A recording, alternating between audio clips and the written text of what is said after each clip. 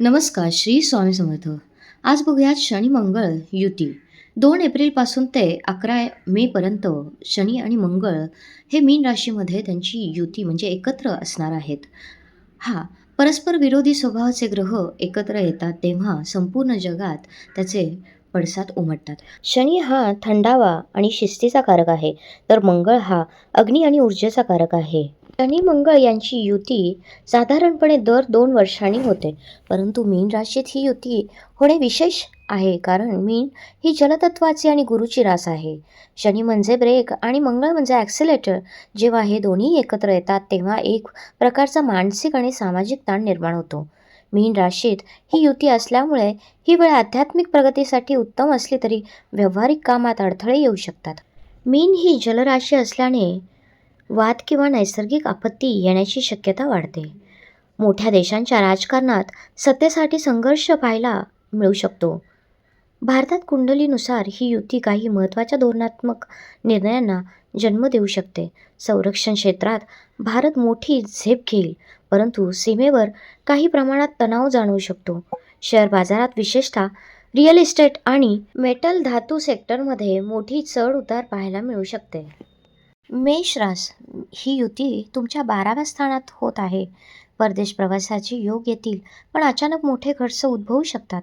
झोप न लागणे किंवा डोळ्यांचे विकार सतावतील. आध्यात्मिक प्रगतीसाठी उत्तम वेळ आहे, पण कायदेशीर बाबींपासून दूर राहा आणि कामाच्या ठिकाणी धावपळ वाढू शकते. वृषभ रास तुमच्या 11व्या स्थानात लाभस्थानात ही युती होत आहे. जुन्या गुंतवणुकीतून अचानक फायदा होऊ शकतो, मात्र मोठ्या भावंडांशी किंवा मित्रांशी वाद होण्याची शक्यता आहे.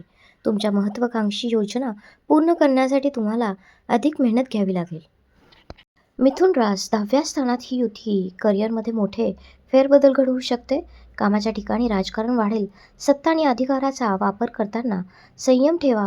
वडिलांच्या आरोग्याची काळजी घेणे आवश्यक आहे. कर्क रास 9व्या स्थानात भाग्यस्थानात ही युती असल्याने भाग्याची साथ मिळण्यात अडथळे येतील. लांबच्या प्रवासात अडथळे येऊ शकतात. उच्च शिक्षणासाठी प्रयत्न करणाऱ्या विद्यार्थ्यांनी संयम ठेवा. गुरुतुल्य व्यक्तींशी मतभेद टाळा. सिंह रास 8व्या स्थानात ही युती थोडी आव्हानात्मक असू शकते.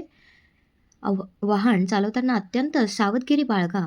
गुप्त शत्रू त्रास देण्याचा प्रयत्न करतील. अनपेक्षित धनलाभ होऊ शकतो, पण आरोग्याच्या तक्रारीकडे दुर्लक्ष करू नका. कन्या रास 7व्या स्थानात ही युती तुमच्या वैवाहिक आयुष्यावर किंवा भागीदारी व्यवसायात परिणाम करेल. जोडीदारासोबत जुन्या मुद्द्यांवरून वाद उफाळू शकतो.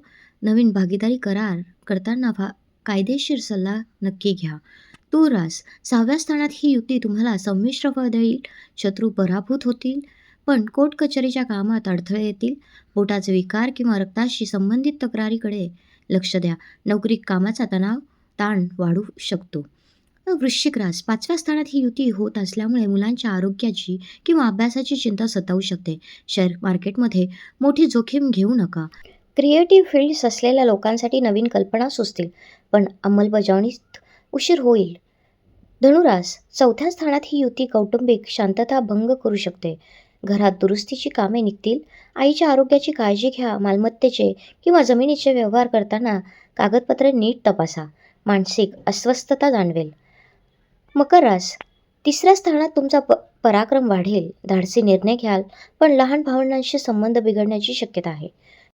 छोट्या प्रवासातून अपेक्षित लाभ मिळणार नाही. मार्केटिंग किंवा कम्युनिकेशन क्षेत्रातील लोकांसाठी धावपळीचा काळ असेल. कुंभ रास 2ऱ्या स्थानात धनस्थानात ही युती तुमच्या आर्थिक नियोजनाची परीक्षा घेईल. बोलण्यातील कठोरपणामुळे नात्यात दुरावा येऊ शकतो. डोळे आणि दातांच्या तक्रारीकडे लक्ष द्या. अनावश्यक खर्च टाळणे हिताचे राहील.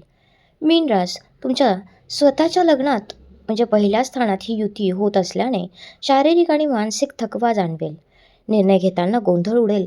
रागावर नियंत्रण ठेवा, अन्यथा वैयक्तिक प्रतिमेवर परिणाम होऊ शकतो.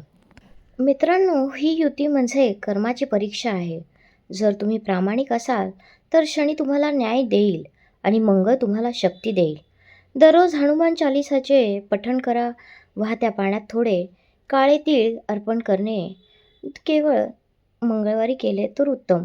तुमच्या कुंडलीत शनी मंगळ कोणत्या भावात आहेत हे बघा. चॅनल सबस्क्राईब केलं नसेल तर नक्की सबस्क्राईब करायला विसरू नका. धन्यवाद.